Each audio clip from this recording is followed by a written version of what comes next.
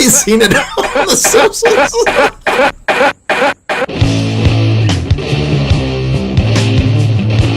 What's up, YouTube? I want to remind you guys, smash that like button, give me a thumbs up, be sure to share it, and let's fight that algorithm. Now, on to the video.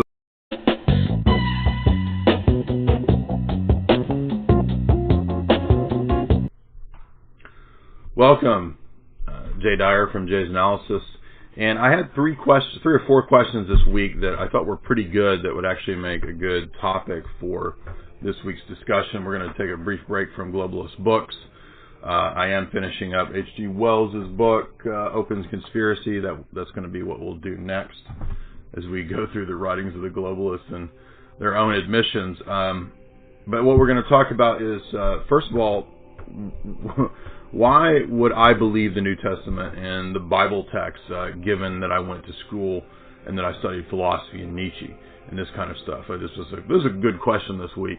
And if I believe in, quote, conspiracies, why would I accept the veracity of the New Testament and early Christianity? Why would I not assume that that's also like part of a vast conspiracy? Now, in this first part, when I talk about the veracity of the New Testament and that kind of stuff, I'm not saying that what I'm going to tell you is proof of God's existence, right? So this is a different kind of argument where I'm just going to be saying, hey, if you look at these texts and their historicity and the number of these texts and so forth and so on, and cross-references into other early writings, that's one kind of point. I'm not saying that proves, therefore, that God exists, right? That's not my argument. I'm going to leave that towards the end as a separate argument. But I just want to address that first because that was what a guy brought up to me first was, hey, why would you believe the New Testament as being legitimate and not part of a ancient conspiracy, a Roman conspiracy or something like that, or even a Jewish conspiracy, as some people think. But Christianity is a Jewish conspiracy. Some of the sort of pagan people have this idea. So I'm going to talk about the basics of the New Testament and the text and their veracity and the attestation that we have for those. And then I'm going to talk about Nietzsche and his objections, and then I'm going to talk about proof for God's existence. Let's talk about the veracity of the New Testament text. And again, this is not a proof for God. Don't misunderstand me, right? I'm not saying, I read the Bible, so God exists. That's not a really that great. That's kind of a bad argument. But the first thing that you'll notice is that if you want to, this will be basically a rough introduction to textual studies. And the only reason I'm doing this is because so many people have sent me this email. Why do you believe the New Testament? Why do you not believe that Moses is a scam? Jesus never existed. All this kind of stuff. So the first thing is that when it comes to New Testament studies, there are a lot of different ways that we can understand the veracity of the New Testament text, right? So it doesn't all hinge on one single thing. It doesn't hinge on Constantine and the Council of Nicaea. That really has nothing to do with what we're talking about, actually. There are, for example, over 5,000 early texts that are attestations to the New Testament. These might be codices, which would be collections of early documents. These might be specific apostolic letters. These might even be fragments or papyri. One of the earliest is the fragment of the Gospel of John, which is dated around 9100 AD. That is the Rylands papyri that's held, I believe, at Cambridge, or it was at one time at Cambridge. And this is I don't think it's very widely doubted that this is 90 AD. Again, that's not a proof. I'm just saying that we have that. We have many of the collections of what were called lectionaries, which are daily readings that are done in the church, in the early church, and even still today. Many of these lectionaries actually are a separate level or layer of attestation because they collect together the daily readings that would be Old and New Testament, right? You have codices or manuscripts that are very famous that are known. There's Codex Vaticanus, which is middle of the 4th century. Codex Sinaiticus, middle of the 4th century. Codex Alexandrinus, which is 5th century. Codex Ephraemi Receptus, 5th century. And then there are a whole bunch more Codex Bezae. These are much later, right? Now, these early codices, Codex Vaticanus, Sinaiticus, Alexandrinus, these are very important because of their early date, and they're early, basically, Bibles, right? There are also other versions of this. There's the Peshitta, which is the Arabic translation, the Syriac Old and New Testament, which is dated around the 2nd or 3rd century. Also very important. There is what's called the Diatessaron of Tatian, and this is around 150, 180 AD. The Diatessaron is Tatian's, who was an early apologist. Tatian's attempt to kind of collect together what he saw as a full narrative of the four Gospels, but it has a large amount of citations of the Gospels, right? Now, if you were to ever get what's called a Greek New Testament or some kind of New Testament, or just to read a basic introduction from any religious tradition, be it Protestant, Catholic, Orthodox, or whatever. For example, I have a Westcott Hort Greek New Testament. You will find in most of these an essay which will give you an introduction to this topic, right? Early documentary evidence, right, for these kinds of things. So what I'm talking about is not made up. This is standard public knowledge. It's not hidden knowledge. There's also the old Latin Vulgate versions, right? That's another layer of attestation. I just mentioned the Peshitta.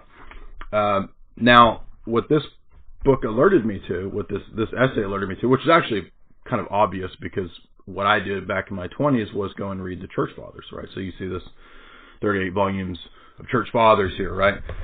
And the authors of the Westcott, whoever wrote the essay at the back of the Westcott Hort text here, makes this point that one of the great ways that I'm not saying that the Westcott Hort is like the ultimate Greek New Testament. I'm just saying that's one example. You will find quite often in any Greek New Testament that you buy or purchase or look at, most of the time there are notes at the bottom that will show you early patristic citations. They'll reference Church Fathers' writings, right, where critical comparison was done to try to figure out, maybe exactly what this, the best version of this verse might be. Anyway, that's all I'm saying is that this is normative stuff. This is not a conspiracy theory that I'm talking about. So you have these examples of things that I'm talking about, and all of these together within the first 5-6 centuries. Make sure that's right. Yeah, my notes here. You got 5,000 early Greek New Testaments. 5,000 different things. And I'm saying Peshitta, lectionaries, fragments, on and on and on. And that's because Christianity spread throughout the Roman Empire. Right? It was very popular.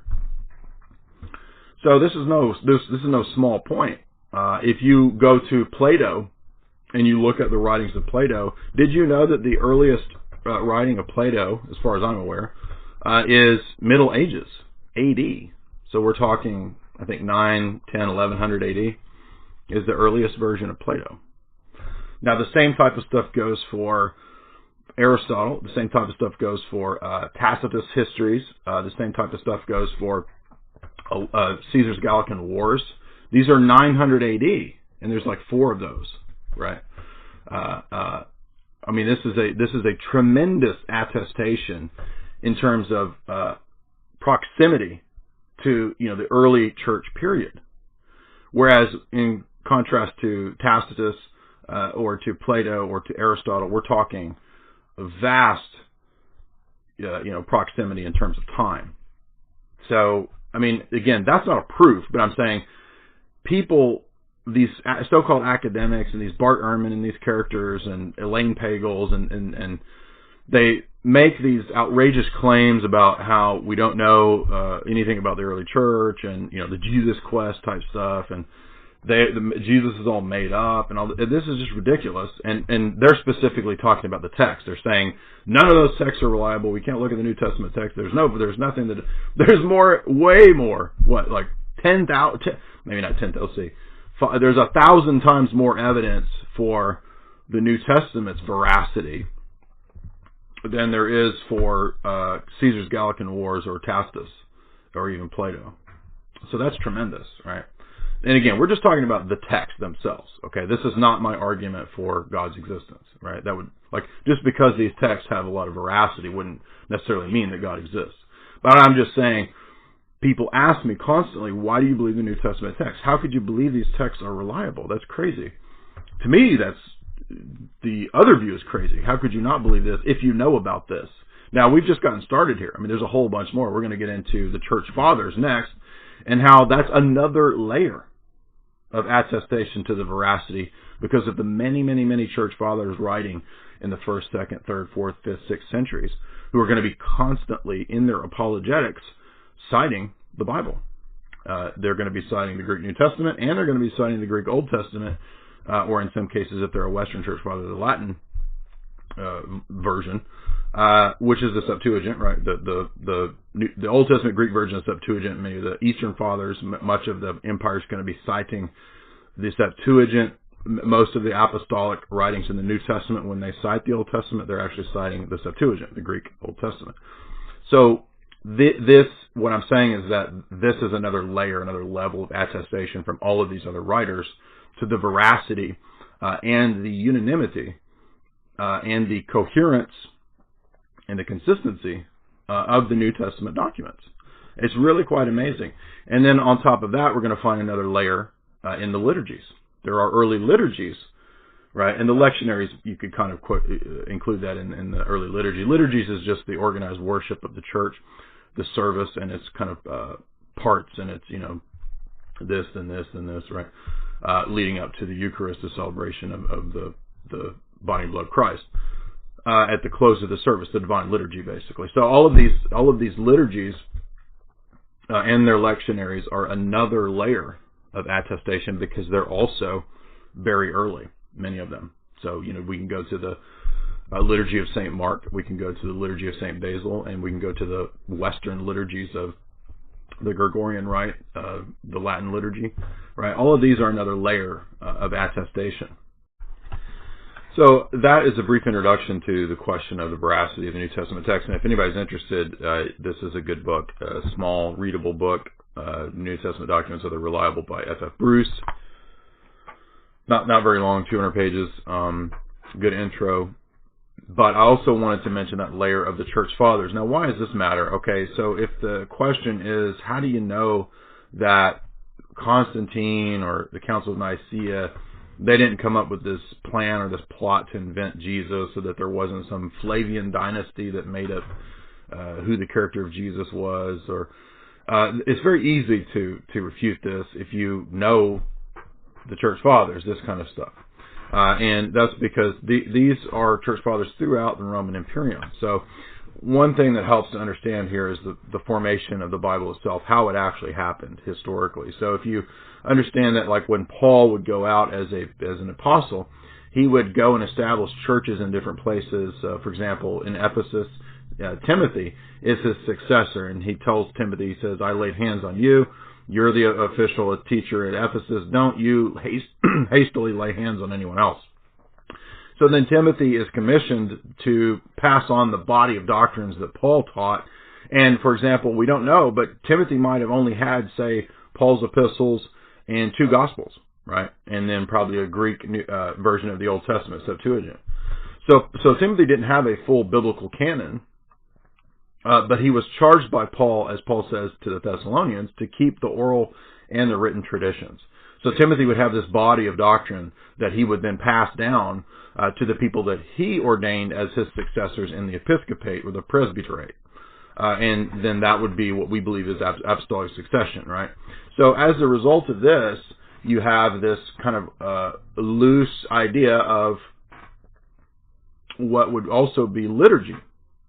And that would be the idea of things like ordered worship and singing in the process of this worship and so forth.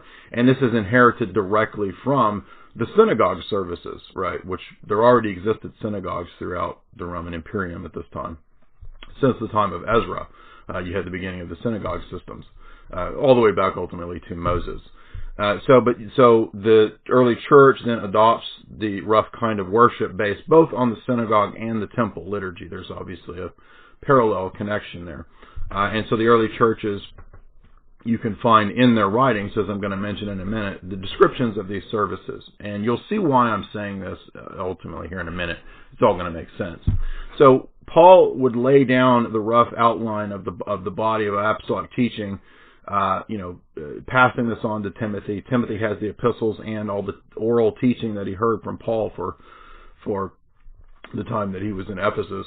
And then you have the outlines of a liturgy even in the time of the New Testament and the book of Acts and in Paul's epistles. For example, you have in Ephesians, you have the benediction, which roughly comes from like the Aaronic benediction in the Levitical texts of the law, this kind of stuff. This would kind of be a rough pattern for the liturgical worship, which would develop, again, based on the synagogue worship service and liturgy and the temple liturgy.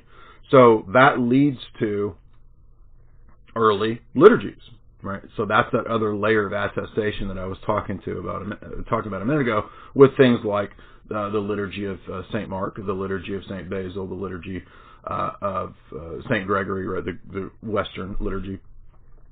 These are all roughly based on the apostolic patterns of worship.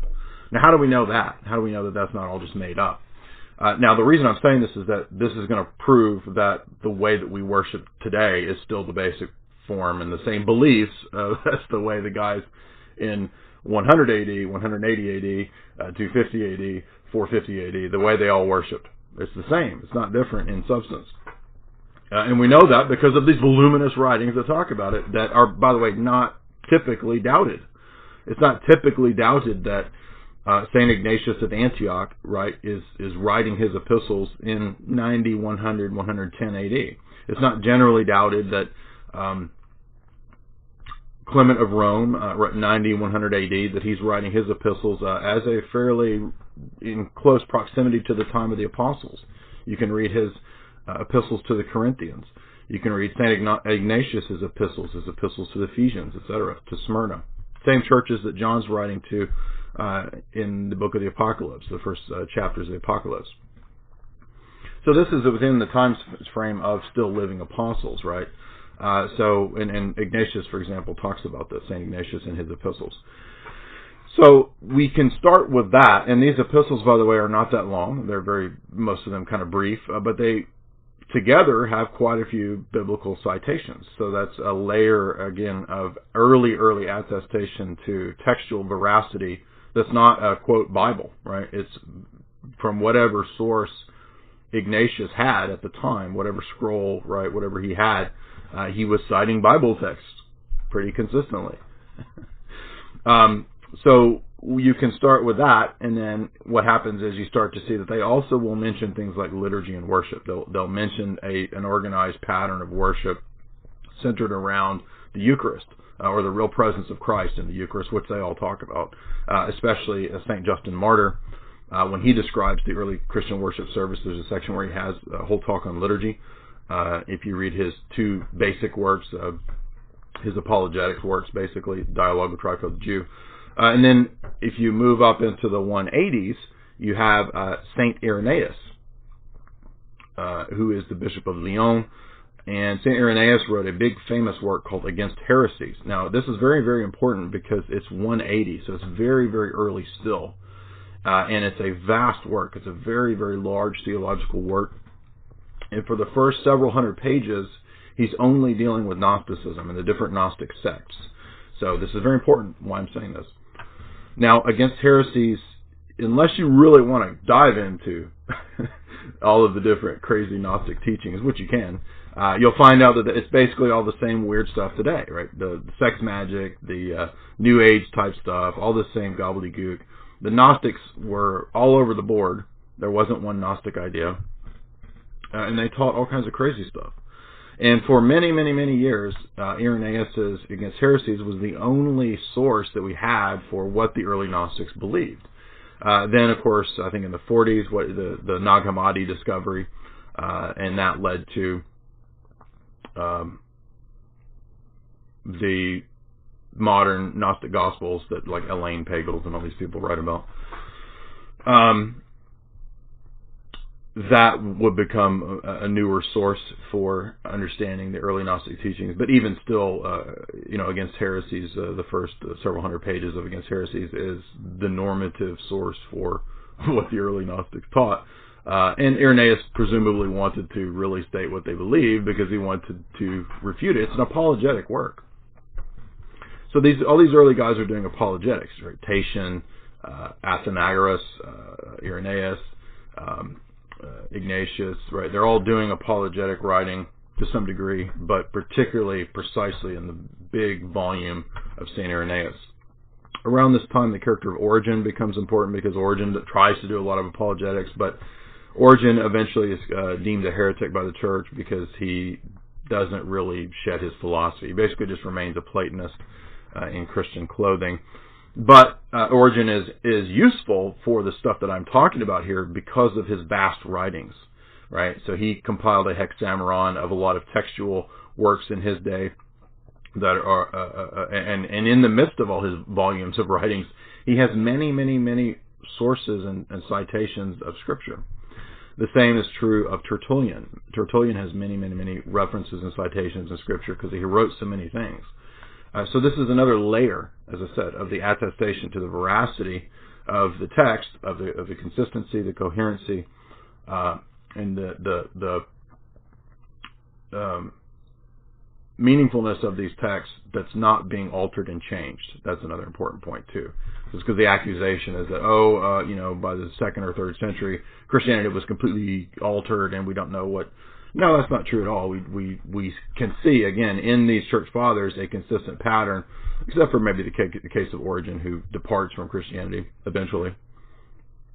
We can see a consistent teaching of what the ideas of the worship of the church, the confession of the church, the inspiration of the text of the church, the Bible, the use of the Septuagint, used mostly, the understanding of the sacraments, the real presence of Christ in the Eucharist, the participation of children in communion, paedo-communion, all of these practices which are the norm. And by the way, a lot of people don't know this, most of these church fathers were not anti-state. They believed in the death penalty. They believed that the state had a duty to submit to the law of God. So don't bring your Baptist nonsense in here, your fideistic stuff. That's not true. Or your modern pacifism, liberalism. You can find plenty of statements from Ambrose, from Clement, from St. Athanasius, on and on and on, who are very adamant about the duty of the state to submit to the law of God and to utilize the death penalty when it is appropriate. So they don't have a libertarian view. They don't have any of that kind of stuff. And this later, by the way, will lead to the development of the Orthodox conception of the state, the relationship between church and state, which will become pretty well worked out, fairly normative after the laws of Justinian, and especially then later on after the Seventh Ecumenical Council, which has a pretty interesting statement that nobody ever talks about in relationship to the place of the state, the imperium, and the church in the actual documents of the Seventh Council. So, that was 787 AD, which was dealing with the issue of icons. So all of that is another layer, as I said, of attestation. And when you start to read those church fathers, you'll see that. Oh, okay, yeah. So there's a consistent referencing of Bible texts, and the Bible texts are coherent and consistent themselves for the most part, and there's a coherent body of doctrine. They're not teaching something completely different in one area than another area. There's some divergence between the church fathers, but on these basics that I'm talking about, which would lead to the Nicene Creed, there's not a lot of divergence. So by the time of 325, when Constantine and Nicaea occurs, you already have a widespread participation of members of the Imperium in Christianity. So it's not some secret conspiracy on the part of Constantine. It's an open council that includes bishops, presbyteriate, priests, and monks and laymen, educated laymen, are all participating in these councils, and there had already been local synods as well. There's the Apostolic Constitutions, which laid down a lot of regulations and normative church law, canon law, basically a prototype of what would become eventually kind of canon law or church law.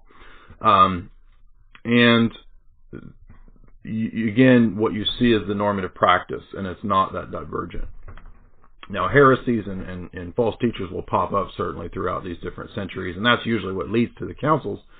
But again, the heresy of Arius, or the heresy of Nestorius, or any of these different characters, or the heresy of Marcion, or any other Gnostic dude, this doesn't signify that there was a whole bunch of different Christianities, and the imperial Christianity persecuted and stamped out the Gnostic Christianity, the mystic Christianity. That's not true, because the first 3 centuries of the church are the persecuted church.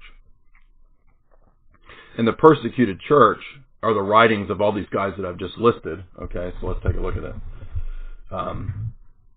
Early on, you have who are called the apologists. You have Tatian. You have the shepherd of Hermas. You can read Athenagoras. You can read Theophilus. And you can read Clement of Alexandria. Now, many of these writings are kind of boring, a little technical. They're writing for apologetics at their time. But what I'm saying is that they'll demonstrate a fairly consistent presentation of the belief and worship and practice of the church for that time period. But then it gets a little clearer when you move up, as I said, into Apostolic Fathers, Justin Martyr, and Irenaeus. And these are very important writings. These are very, very influential. And again, this apologetic method is still the norm in the way we approach theology today. And what Irenaeus says about the liturgical worship of the church. That's 180 AD. You can also find, as I said, a lot more attestation to this kind of stuff in the other apostolic writings and fathers, Lactantius, right, Victorinus, Dionysius, Second Clement, and then the early liturgies, as I mentioned. So there's early liturgies that you can all look at and find that will be an attestation to the kind of stuff that I'm talking about. Liturgy of St. Mark, as I mentioned, right? Early liturgies. And those are all layers of attestation to the veracity of the New Testament text.